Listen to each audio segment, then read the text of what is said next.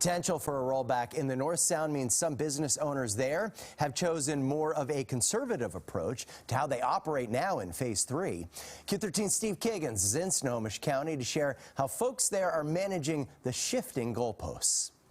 Yeah, downtown Snohomish is pretty busy this Friday evening. The parking stuff to come by, sidewalks are packed with people. You know, restaurants, they really kind of have an upper advantage. They can seat people outdoors.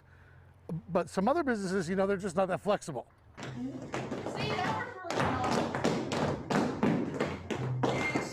So these students have been practicing their dance skills at Pacific West Performing Arts ever since Snohomish County moved into Phase 3, just like when the rest of the state did.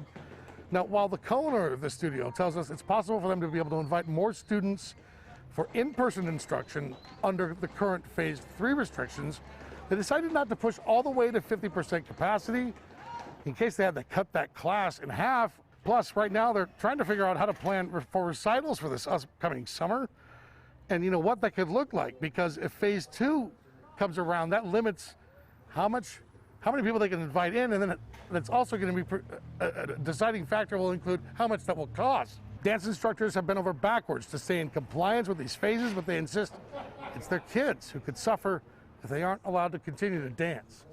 This is sometimes their only other activity that their families let them do. So, you know, I stand by it that, like, we're essential for them. And I feel like the fact that we're not viewed that way, and that small businesses in general with these rollbacks are feeling the brunt of it now. Now, local health officials insist the way out of these phased restrictions and these potential rollbacks is to make sure as many people are getting vaccinated as possible.